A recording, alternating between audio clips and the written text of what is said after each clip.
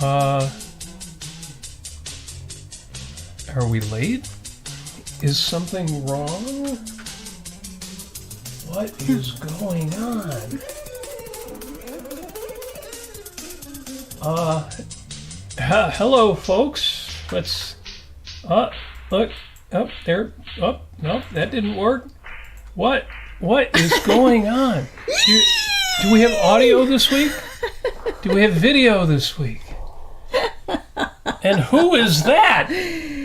Folks, thank you for joining us. Thank you for waiting. Yes, it takes a lot to put a show like this together, including your spiritual presence. Yes. Yes. Oh my. We're here with Mr. Bones. Hello, Mr. Bones. It's my new friend. This is my relative, as Friends, you can see. Lovers, decedents, specters. Thank you for joining us. This is 5 Minutes with Robert and Amy and Bones Nasir. Thank you for joining us. Today is Sunday, October 29th. This is going to be fun. Yeah, and we are here with Bones Nasir.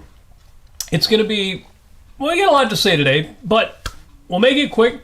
We're going to make it fun. We want you to share in the chat. I see you're in the chat there, chatting away as we were late getting the show started. Few minutes, but still, that's not professional. We got to work on that. We're just a bag of bones. We're just a bag of bones. A bag of bones. You know, skeleton walks into a bar and says, "Give me a beer and a mop." Oh, yes. I want to hear your favorite Halloween jokes in the chat. We're going to be sharing a few of them, too, because we're in that kind of mood. It's October 29th, Sunday, October 29th, the 302nd day of this, your best year yet. But what's spoopy, what's scary, beyond belief, at least I don't believe it, is there's only 63 days left in the year. Oh, my God. There are less than 60. There's only 57 days left until Christmas, 25 days left to get a turkey on the table. For the Thanksgiving holiday. I don't care if you're not in the United States. You should celebrate Thanksgiving with us anyway. And Halloween is day after tomorrow. Oh my gosh. That's awesome. I love it. It is awesome. Hold on a second. I think Mr. Bones, he's looking, his lips are a little chapped. So He's bone dry there. Yes, thank you. I'm sure Bones appreciates that. Oh, the pillow just fell on me. Poltergeist! How did that happen? We're not done with the Halloween silliness. You know why ghosts don't dance at parties? Why? Because they got nobody to dance with. Yes. Okay, October 29th, 2 days before Halloween. And on this date, real quick, I always say real quick, sometimes it is. Real quick, 1998, John Glenn, on this date, October 29th, back in 1998, becomes the oldest man to fly in space. Very nice. He got the folks at NASA, you know, this is before SpaceX, this is 1998. There's not like private rocket ships going up, but John Glenn goes back up into space on Discovery, arranges that with NASA, your tax dollars at work, but I thought it was pretty cool anyway. Of course, now we know, not the oldest man to go to space. William Shatner's been up there since then. But yes, on this date, 1998. Also, real quick, on this date, happy birthday to Richard Dreyfus, who is 76 years old today. Still with us, still rocking and rolling. Same thing with Kate Jackson, 1 year younger at 75. How can Kate Jackson be 75? She was my favorite of the Charlie's Angels, which means she had to have been like my age, right? Right. Wouldn't have found her attractive if she was that much older than me. Of course, as teenagers, we're entirely realistic about our crushes, right? Well, right. Yes. Well, I mean, and Kate Jackson, she played Sabrina. She was the kind of more serious intellectual one. Right. And I just loved how much, she was, I just loved how she was so straightforward. She was definitely my favorite. She was the smart one. Well, not just the smart one, but you're right, more grounded, more practical. Yes. More likely to keep them from doing things they shouldn't do. And Kate Jackson's obviously done a lot since then. Scarecrow and Mrs.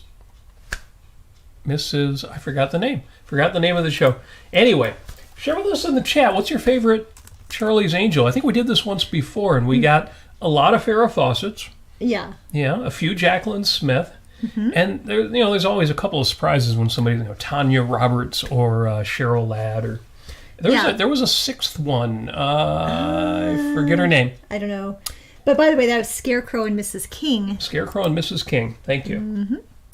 Yes. One more birthday, and this is going to matter because Halloween is in 2 days. It's Winona Ryder's birthday. Another person where I can't believe she's 52. She's a little girl. What the hell? But, of course, we're thinking Beetlejuice, right? Winona Ryder. Little girl. Well, teenager. The good news, and you may have already heard this, but if you haven't already, they're making a sequel. Yes. You mean they're making a sequel 45 years later? Yeah, they're finally making a sequel to Beetlejuice. Michael Keaton will be in it, but it'll be for the next generation. He'll be the Crypt Keeper. Yes. Well, yeah. So that's going to be cool. I am looking forward to that.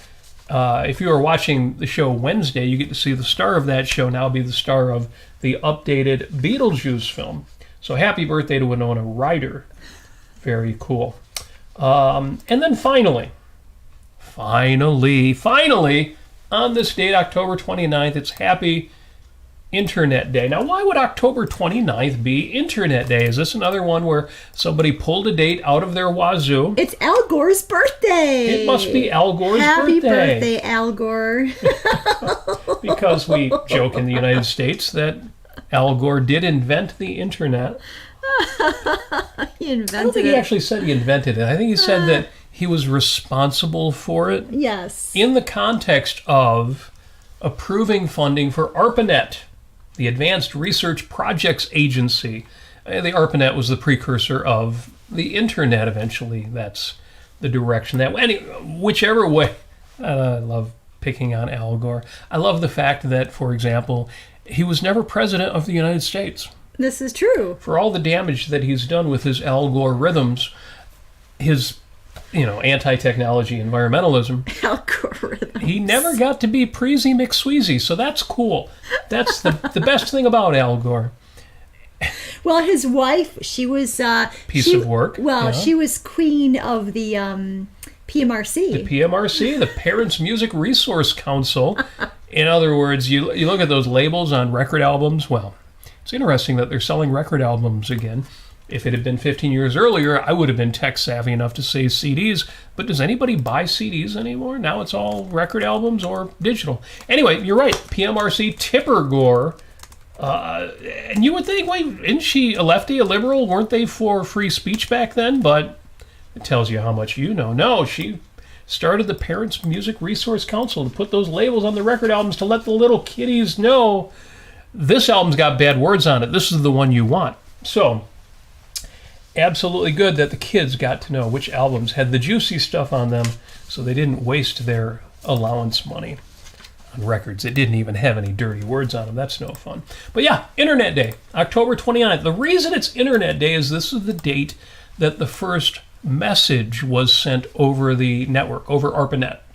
So there is a reason for it. It's not wholly arbitrary, and it's fun because it's got me thinking about, well, how are you listening to this show right now? If you're catching us live, which is always the most fun, and we see you in the chat there, you're watching it over the internet in real time. Amazing. It is amazing. It's amazing to me that this signal, and it's not just audio. I know a lot of you do podcasts, and you're listening to this on Apple Podcasts or Spotify Podcast or Google Podcast, or I won't even give the whole list of places that this show is syndicated to. But a lot of you are watching live. We see you in the YouTube chat. We see you on the Facebook chat. Within seconds of me saying a word, you're hearing it. It's the craziest thing, but this is the internet. This is the connected world in 2023. We are all connected. It's the name of a song by the band Yes. We just saw them live. Mm-hmm. And a song from the latest album, All Connected. It's fun because the song was co-written by the lead singer, who these days is John Davison, and the bass player, who these days is Billy Sherwood.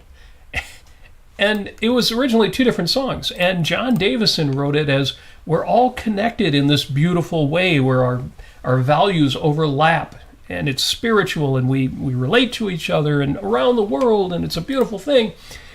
And Billy Sherwood wrote it more from the perspective of, we're all connected. So people see you in ways you don't necessarily want them to. They see information you don't necessarily want them to see. And it's only going to become more ubiquitous everywhere, pervasive all over the place. Mr. Bones says, Mr. give me Bones, more elbow room. Look at him. He's reaching out there over the internet to you. He says, I want you all to know everything about me. Yeah. So I put that on my hot topics for the week, and that'll be a thread that we'll hit as we go over a couple more of the hot topics for the week. Because this week, yeah, we've been out and about. We've been having the time of our lives. We went to Tree Runner Adventure Parks. Speaking of two people coming up with the same idea at the same time. Yeah, so about a month and a half ago, I actually purchased tickets to this.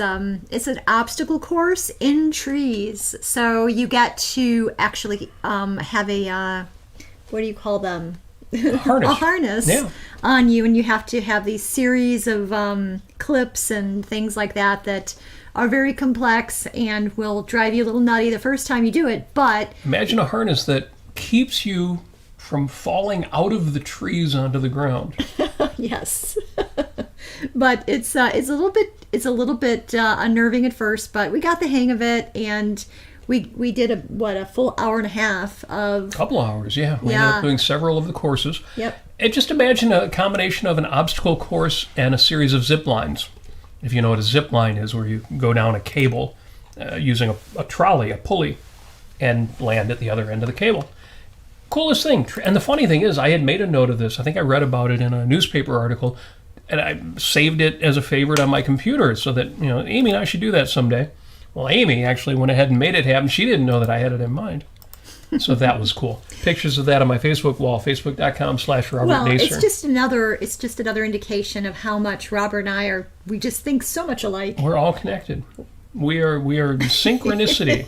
It's kind of crazy. I think I saw Synchronicity has its anniversary, actually. Oh, yeah? I didn't look it up. I should have for the show. But yeah, there's a lot of synchronicity between us. And the Synchronicity album had an anniversary. I forget if it was today or just recently, but I saw it. Police album, Synchronicity. Strange. They went out on top. It was their 5th album. And they released this record, and it goes gangbusters with, wrapped around your finger and every step you take. And, of course, the song Synchronicity 2. There was also Synchronicity 1, which in some ways I thought was better than Synchronicity 2. 2 different songs on the album. And Sting says, okay, good, let's stop. Man, you got to feel kind of bad if you're not Sting, if you're Stuart Copeland, if you're the other 2 guys in the band. Stuart Copeland, remind me of the other guy. I forget. Anyway, Sting says, yeah, we're on top, let's end it. Kind of like when Talking Heads decided to call it a day. It was really David Byrne said, okay, we've been successful at this, I want to do something else. Yeah. But Amy and I do have great synchronicity, and judging from the chat, there's some between us too. Yes, yeah. Christopher Smith, the guitar player, is quoting the lyrics to Synchronicity 1. I think most of us know Synchronicity 2. Trapped like lemmings into shiny metal boxes. So fun. Yeah, so fun. But that's why I like Synchronicity 1. It opens the album. Yeah. Synchronicity 2 ends side 1. Well, back when records had sides. I guess they're still doing vinyl, so yes. Very cool. Very cool. We're all connected. Again, this is the theme here. 2 shows this week under Shameless Self-Promotion. And what were we doing this week? Amy, you were on the reality show. On October 27th, so on Friday.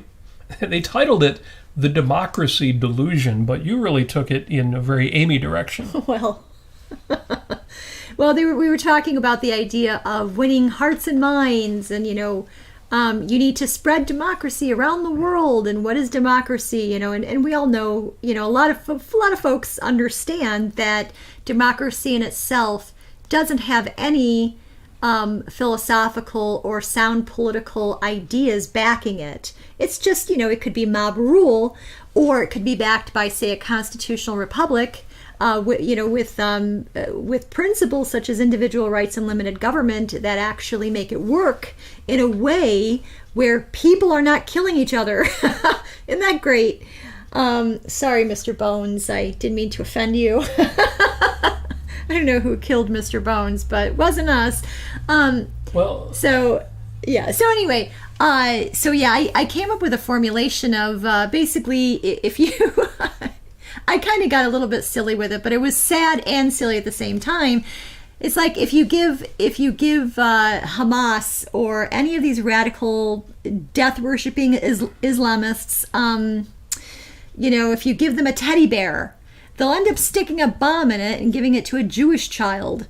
They'll if you set them up a playground, and I remember this in the war in Iraq with George W. Bush, hearts and minds.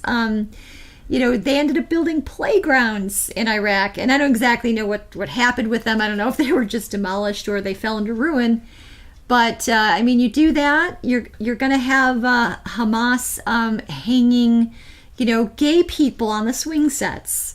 If you give them a cake, they're going to, I don't know, maybe suffocate somebody with it. Who knows? But whatever you do, they're going to end up using it as some sort of instrument of violence or torture or murder, or basically building up their own power to do all of these things. If you give them a voting machine, they will beat up enough of their own people and threaten their lives, so no one's going to be voting for anybody but Hamas.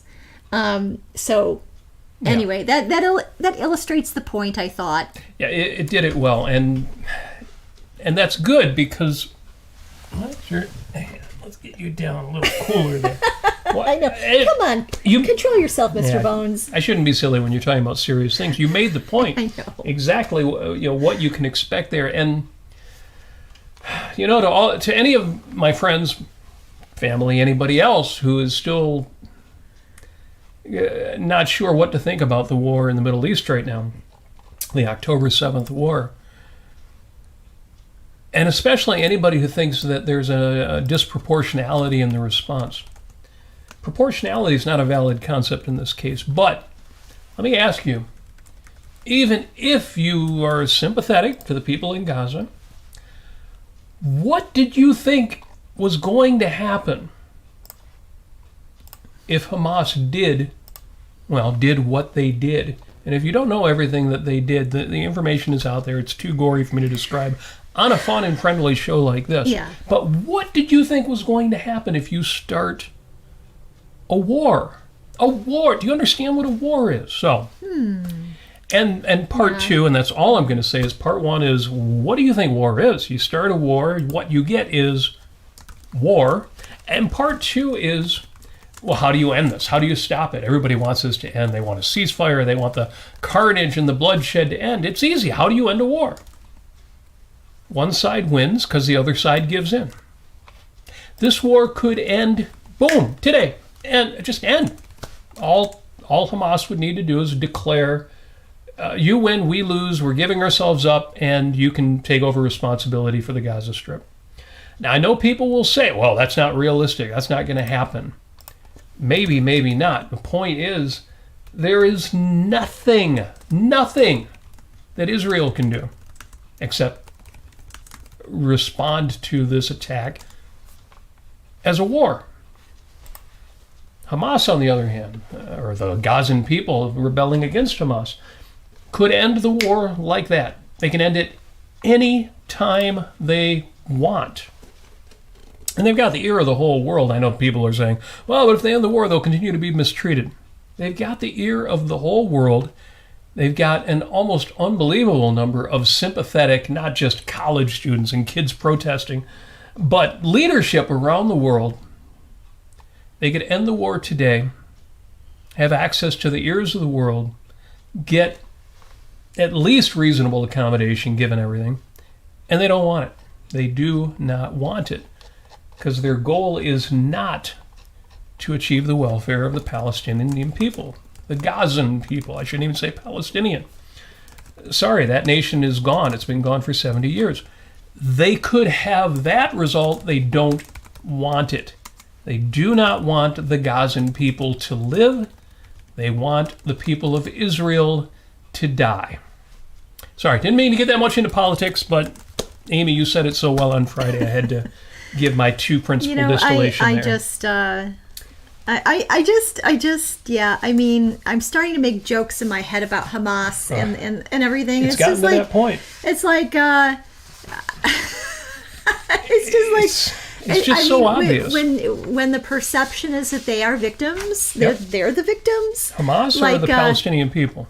Because obviously Hamas ain't victims. Right. Well, especially Hamas, but anybody or Palestinians who support Hamas or Palestinians who choose not to leave for whatever reason. And honestly, I'll just say this: all Palestinians who are still in Gaza, I give you all permission to rise up against Hamas and get the hell out of there. You need to go. They're like battered women and children in a bad marriage. It's something that you said recently that it's a formulation that I forgot about, that I didn't forget about, but it applies here, which is that when you have people who have been victims, that is the Palestinian people, but they've been the victims of Hamas and radical Islam. And after a while, the victim becomes the perpetrator. Yes. It's that kind of psychological pattern, and it's awful. But yeah, I mean, yes. Rise up against your oppressors, not the Jewish people, but Hamas, and get out of there, please. Yeah. Yep. Okay. Anyway. All right. So I also participated in one of those episodes of the reality show. That link is also in the show notes, in the YouTube description, and in the description also on the Facebook side of things. That episode was entitled Jews for Palestine, and you'll have to listen to it if you want to hear about it, because I don't talk about the war anymore. You know who I do want to talk about the war some more is Nikos. Nikos Sotirakopoulos. This is great, because I was posting on Twitter. I'm like, this guy, Nikos Sotirakopoulos, did a talk at OCON, the Objectivist Conference. We were there. And he did a talk this summer. Wait, this summer? Yeah, like a couple months before October 7th, well before this war. And he did a talk at OCON. And you think, why would he talk about this? There's nothing going on in the Middle East, is there? The left's long war on Israel. No, not the Arabs' long war on Israel, the left's long war on Israel. I can't understand the situation. I can't understand the history. I can't understand why there are all these protests against Israel right now. Nikos gave that talk 2-3 months before any of this happened, and it's the coolest thing. Now, when they do talks at OCON, those of us who attend OCON, we get to see them live or watch them digitally, and y'all who didn't go to OCON, y'all who weren't there and didn't buy that access, well, you get to see them too, but you have to wait. So they put them out after a month or 2 months or 3 months. They release these talks. Well, they released Nikos' talk, I think 13 days ago, 14 days ago. So well after he gave the talk, but after the October 7th events. And this talk is now, after less than 2 weeks, the 4th most watched video. This is a lecture by Nikos Sotirakopoulos, a professor of philosophy, talking about why the left has this long war with Israel going on. And a couple days ago, it hit 250,000 views. And within 2 days after that, another 100,000 views. It's up to 378,000. 378, so another 125,000 views. Yeah, that's amazing. Great. And it's a great talk. And it's a great talk for those of you who, even like me, came into this saying, well, it's a complicated issue. You had mandated Palestine, which was kind of like Palestine, kind of like a country, even though it was ruled by the British. And then the British, who were ruling the country at the time, said, okay, bring in all the Jewish people too. And yeah, wouldn't that be a conflict? And I can kind of see. And no, watch that talk by Nikos if you have any questions about the history of this, as well as the reaction in current modern times to the situation. And again, the talk is before this war. Makes exactly the point you want to hear. So yeah, I ain't going to talk about it anymore. All I'm going to say is watch that. Yeah. Damn good. Love to see that Nikos has had all that success with it. Too cool. And I'm just learning that, so Alain Giorno is a gentleman at the Ayn Rand Institute. I thought, I'm going to look this up because I don't know if we own What Justice Demands. That's his book. Okay. But I just realized that it's on Audible, so I might also check has that a great history, explaining how we've gotten where we are and giving some idea how the hell do we get out of this. Certainly the moral principles behind it. So you're right. Alain Giorno, incidentally, also just had a interview, which I haven't watched yet, but I need to watch it, with somebody very smart, and I'll just say that. Somebody very, very smart. He just had an interview with Michael Shermer, and it's actually queued up on my computer waiting for me to watch it, so I will probably recommend that next week. Elon Journo has also been getting a lot of views on the YouTubes, which is good. Yeah, because over at ARI, he's kind of the subject matter expert. Well, speaking of ARI, go ahead, because I do have one thing to mention. No, I really want to get. I want to get out of Israel while I can. Stop it. And but since you mentioned Elon Journo, highly recommend it. So Elon Journo did not write this, but this just came out. It's called Russia to America: A Guide to Ayn Rand Homes and Sites. Woo! Yeah. It's by Michael Berliner and Anusapala.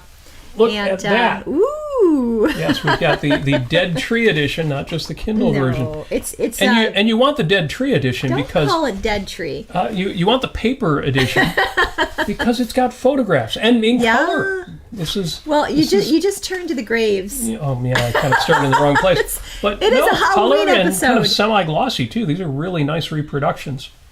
You want this book. If you have any interest in Ayn Rand or objectivism, or if you're one of those people who says, they never told us, Ayn Rand lived in Chicago for a while. They never told us, other people that were involved in her life, and she always made it out like, nobody ever helped her with anything, and which isn't actually true.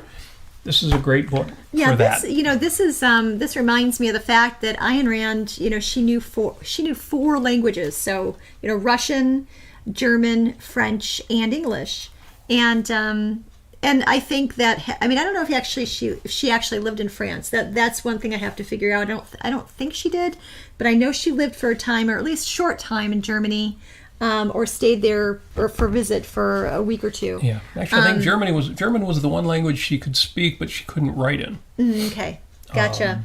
She had exposure to French in Russia, and that's how she originally read, for example, The Mysterious Valley in the original French. That's right. Yeah, that's good right. stuff. Great stuff. I assume she probably read Cyrano in the original French, too. Christopher Smith says, what did Ayn mean again? No, it wasn't Hebrew for grace. It's a feminized version of the name Cyrus from Cyrus Paulton's, who's the main character, the main hero in The Mysterious Valley. You can get that book, The Mysterious Valley.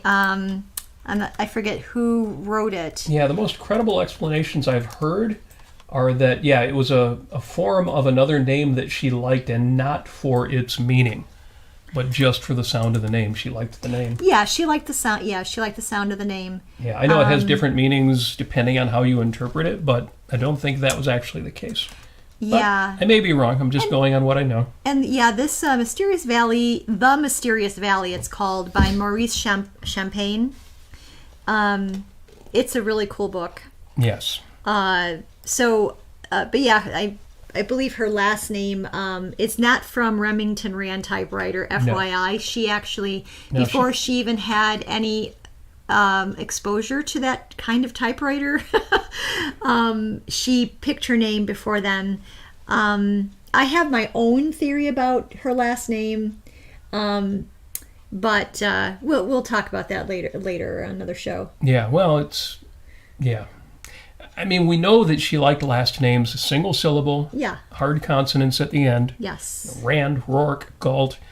It's the kind of name she would have liked, she would have chosen for herself. And, if you're a writer, especially if you're a writer coming out of communist Russia with family left behind, you choose a pseudonym. You choose a nom de plume. A different name to write under, and that's what she did. No surprises there. Yes.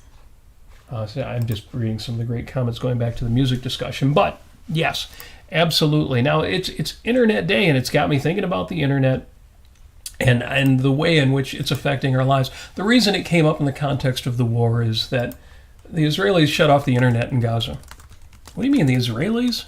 How did they go over to Gaza and shut off the Internet? Well, the Israelis provide most of the utilities, including internet access, to the Gazan Strip. As a charity. Including, they're running water and everything. How are you going to go to war with a nation that supplies your people everything they need to live? It's the craziest thing. Bite the hand that feeds you. So they cut off the internet, and leadership around the world, and even, unfortunately, Elon Musk, start complaining, oh, you can't do that. Yeah, yeah. And part of the logic you can almost understand because it makes it seem like you're trying to control information from getting out. Oh, we don't want the atrocities to get out. So, of course, there are ways around that. There's satellite phones and satellite internet access. And Elon Musk himself said, well, I'm going to make Starlink, as available to either side as the other side. And so pictures start coming out. Well, I've seen some of those pictures. There's even a link in my show notes to the NPR article. And the NPR article is interesting because it's NPR and they've got access to kind of time lifestyle photography, beautiful photography of completely devastated, destroyed properties. And you look at them and you think, that's terrible. But you also think, again, back to my previous point, what the hell did you expect if you're going to go to war with a country? Guess what, Robert? Yeah. You're talking about the war again. Oh, whoops. Sorry about that. But it was the connection to the internet and happy Internet Day. Again, you open up the internet, now the truth comes out. Well, the other half of it, and on the NPR pages, you can see that the pictures of the hostages, especially the hostage children, well, those are still posted. Those are still out there. The atrocity is still being publicized over the internet, too. You have access to both sides, and the conclusion should be clear. Again, if you don't know the whole story, it's out there. That kind of hit me, seeing the destruction and knowing the whys, the reasons, the what fors, and what it's going to take to end it, which to me is so obvious and so easy, if only people were willing to do it. Yeah. But I love it. I love the internet. I love the internet. I love this information. I love this exchange. Usually I talk about, you can listen to any song you want, any time of the day. It's all out there. Hell, if you don't want to pay for a music subscription, go to YouTube and they'll play anything you want. They might play you a commercial first. True. Although you could download the Brave browser or any of these other ones that block ads if you don't even want YouTube to get their little cut. Yes. Which is kind of rude. But, people do that. It's a real question about ad blocking on the internet. I don't use ad blockers, but I do have a copy of Brave that I'll use now and then when I need it. I don't know, is it immoral to block ads on the internet? Or is it okay because they expect some of that and they don't really stop you from doing it? Well, the advertisers, they do their best because when I see an ad come on, I immediately make sure that the volume is completely off and I look away. Right. There's an ad blocker for you. So, I mean, unless it's something that it really catches my eye, which is extremely rare. Yeah. And if that's wrong, is it wrong when you're watching television, if any of you still watch television, to mute the audio when a commercial comes on? No. Is it wrong of you to get up and use the bathroom when the commercials are on? That's so wrong. How can you do that? You should stay there and get a catheter or a bottle for peeing into. You should be watching those commercials. Listen, I'm not in favor of ad blockers. Mr. Bones is being offended here. Oh, sorry about that, Alice. He's just upset because he can't pee anymore. Yes. We need to get back to the Halloween jokes. What's a mummy's favorite music? I'll be wrapped around your finger. Close. Rap. Oh, rap music. Yes. I was thinking of the Police, with Synchronicity. Right. Yeah, you're on the music kick. Yeah. Why is there no music in a skeleton's church? No music in a skeleton's. Oh, because he doesn't have any organs? Yes. Very good. I got it. Very good. Very good. Christopher Smith's talking about rhythm and booze in the chat. Very good. Favorite music, rhythm and booze. That would have been a great answer for that one. Well, speaking of YouTube ads and ads in general, advertisements, today I actually sat down. Well, first of all, I actually made a homemade apple pie yesterday, which was just delicious, especially coming out cold from the fridge. From scratch? Even the crust from scratch? Yeah, butter crust from scratch. A lot of us will be tempted to buy a store-bought crust and then fill it with... Yeah, a little extra cinnamon in there. It was very, very good. And so I was sitting there good. watching. I went to YouTube, and it came up just automatically... Halloween commercials from the 70s to the 90s. Yeah. And so I watched, 15 minutes of that. It was just delightful. I should add that to the show notes. Yeah, I just kept laughing about it. There's just really, really funny. There was this really funny Dr. Pepper ad that featured Godzilla. It was just... You people don't know how good you've got it. It was so good. It was so funny. And it was so corny and funny at the same time. Yeah. And so we're talking about the internet tonight and how things used to be when we didn't have the internet. You actually had to get books, you go to the library, or what else couldn't you access? I mean, you had to, heck, you didn't even have MapQuest.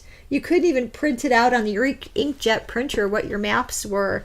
No, you went to AAA and got triptychs. Yeah, triptychs. Or went to the gas station and bought one of those folding maps. You would yell at somebody on the street, "Hey, do you know what where such and such street is?" Yeah, you just shout out, "Can you tell me how to get to Carnegie Hall?" I'm going to go to the gas station and ask. You know how to get to Carnegie Hall, right? Somebody will tell us in the chat there. So yes, your pie was amazing. Well, thank you very, very much. But I had a nightmare recently, just a few days ago.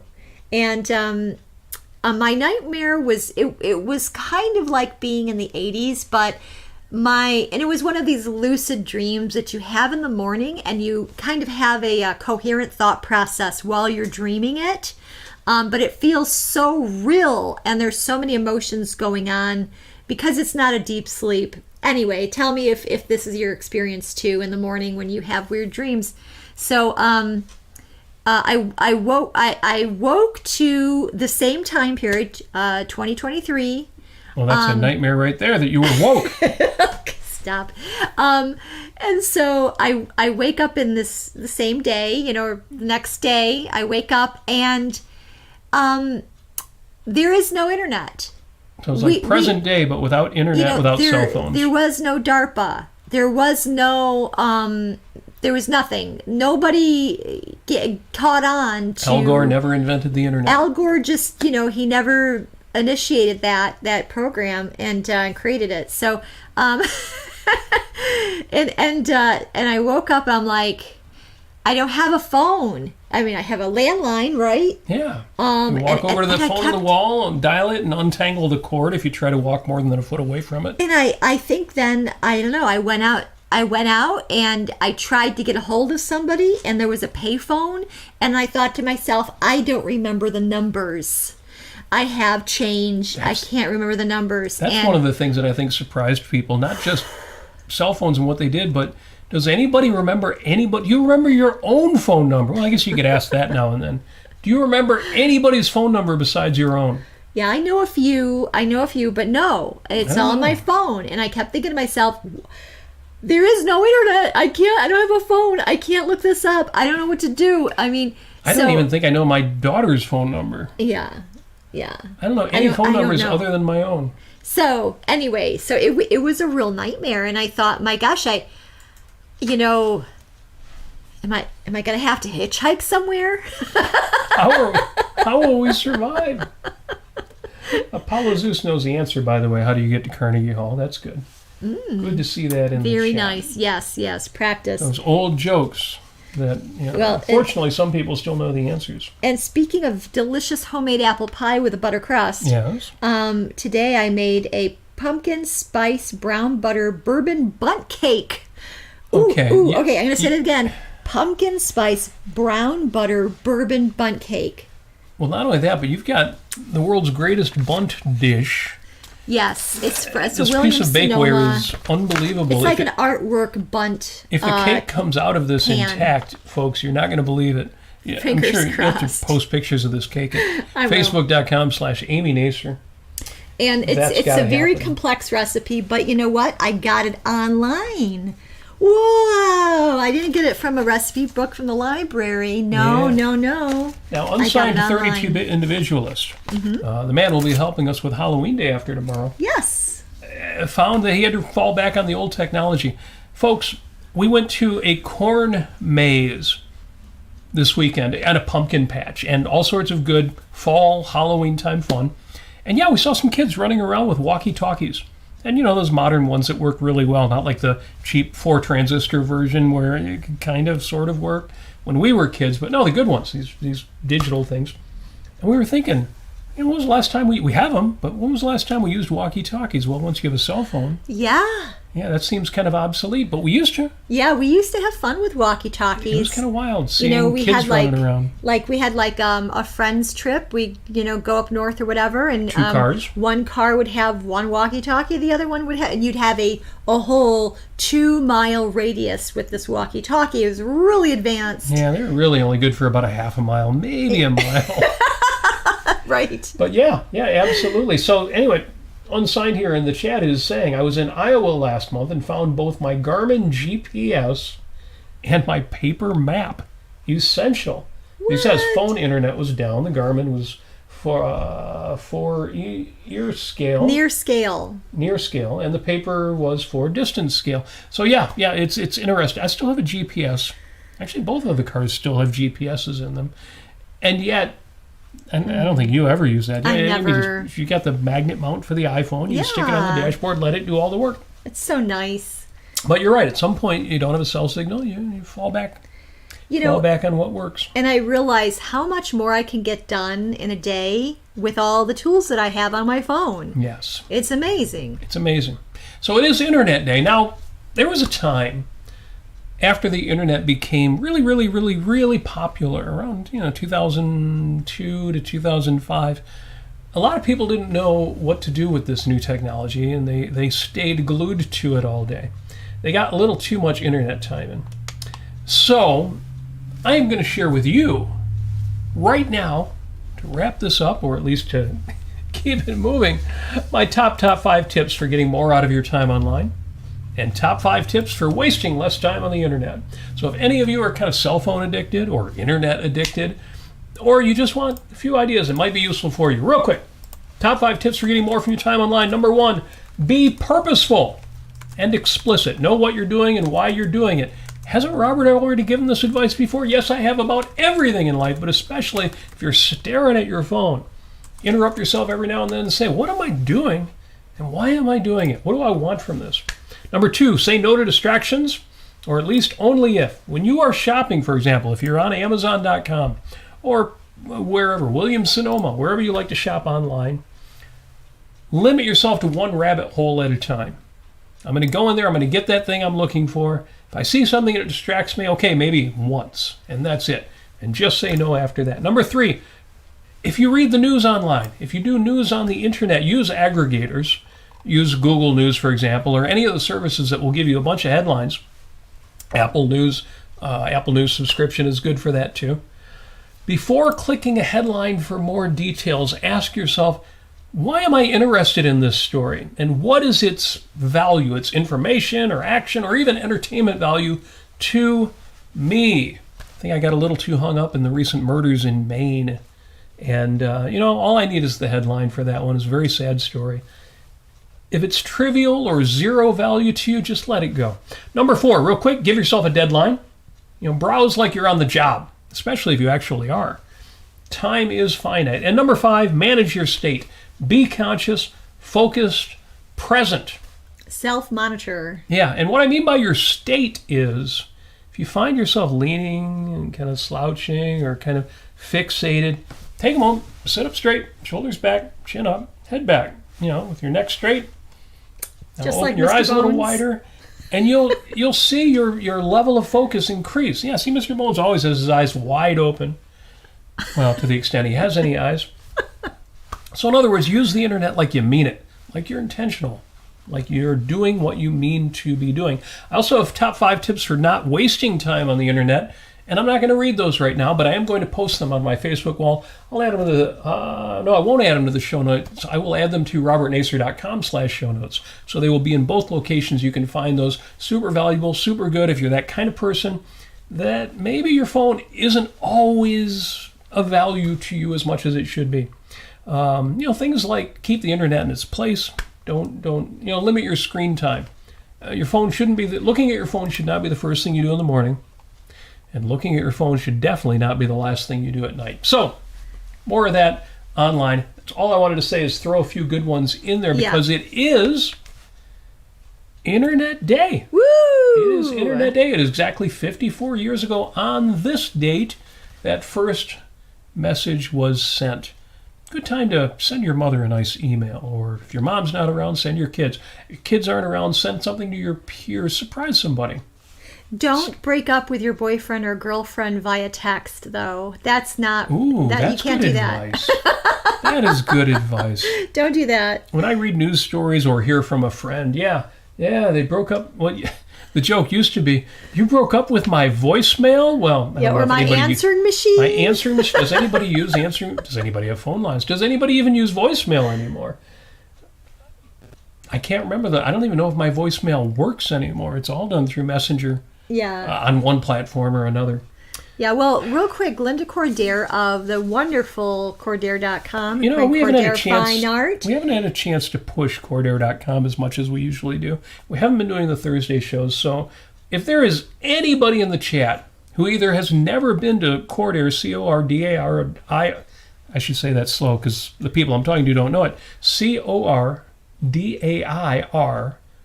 If you haven't been to Cordair.com, or if you haven't been there in a while, Yeah, do you it. need to go back Make it happen. and Fill Linda, your heart with goodness. Linda tells us that she's actually preparing the new the new art space in Jackson, Wyoming. Yes, if you've been to the gallery in Jackson, it's moving.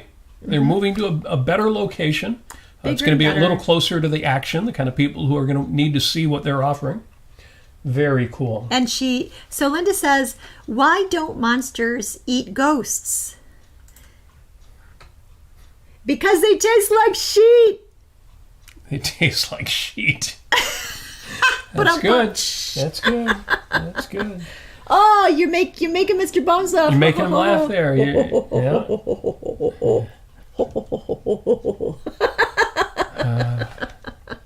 Reminds me of the vegetarian zombie. Uh-huh.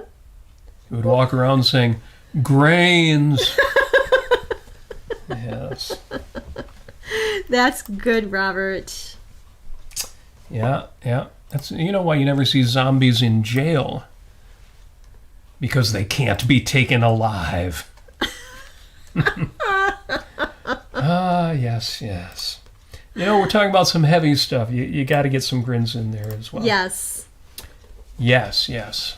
So, folks, thank you for joining us. Again, internet tips, be purposeful, and all that good stuff that I said. I'm going to share these online.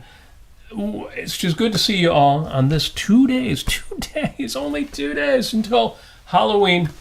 With Thanksgiving right around the corner, Christmas right around the corner, we're going to keep checking in with you all every week.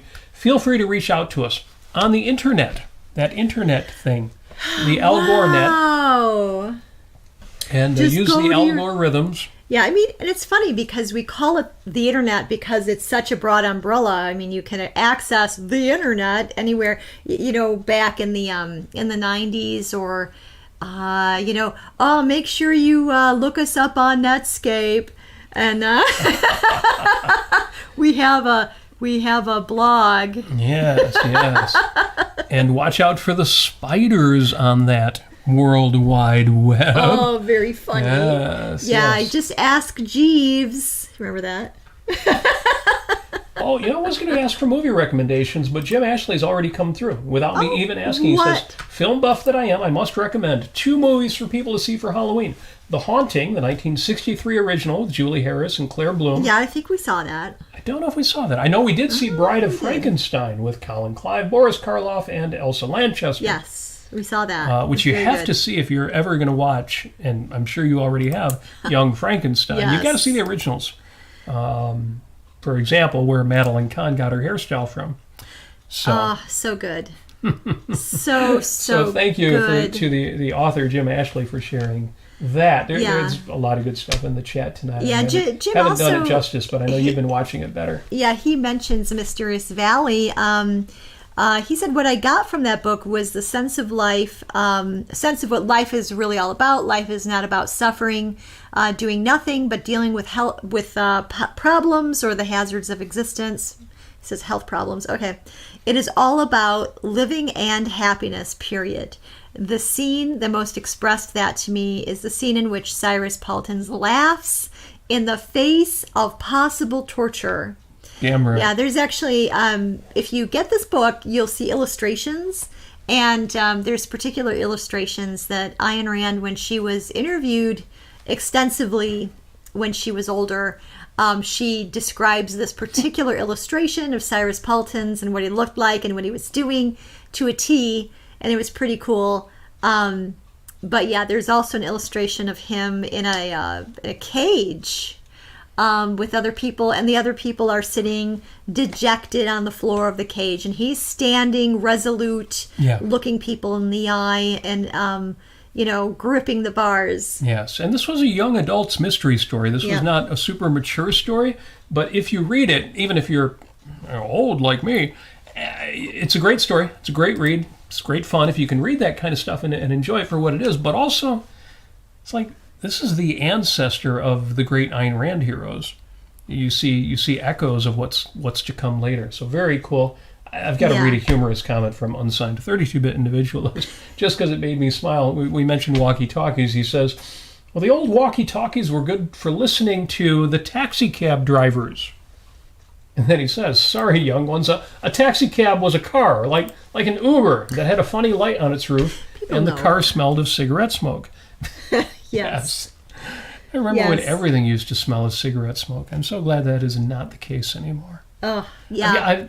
I shouldn't get on my usual picking on cigarette smokes. I know we have some smokers in the audience.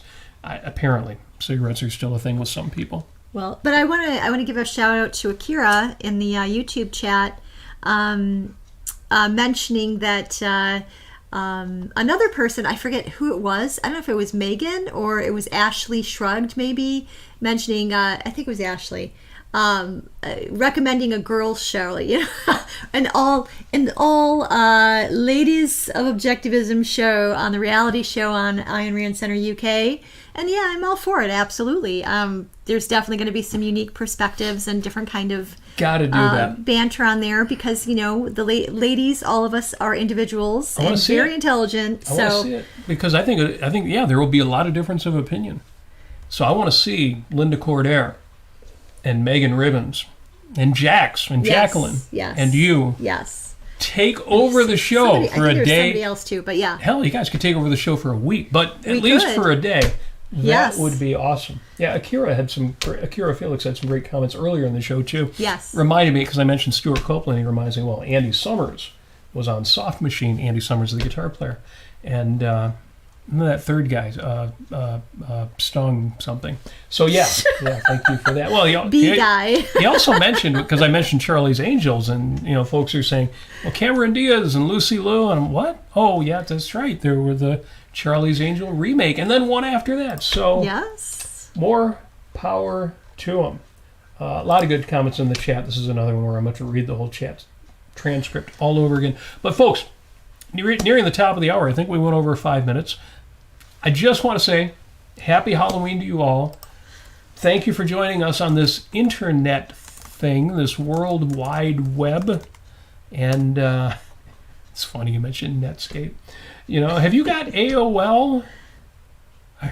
AOL users used to think AOL was synonymous with the internet, but there was a time when the platforms were only tangentially related. If you had Prodigy, for example, you could send emails and you could kind of get on the web, but if you had CompuServe, it was different. And oh man, kids these days, they don't know how good they've got it. So thank you for joining us. Thank you for joining us on the AOL, the America Online. Yeah, Internet Explorer, man, that's a pretty cool browser. I should have had the dial-up, sounds. I should have had the sound effects ready to go. Or You've Got Post. Yeah, You've Got Post. We always change the You've Got Mail to the UK version. Yeah. It's very much sweeter to have the woman say, You've got post. Although it also sounded like something you needed a cure for. Oh, I better go to the doctor. I'm afraid you've got post.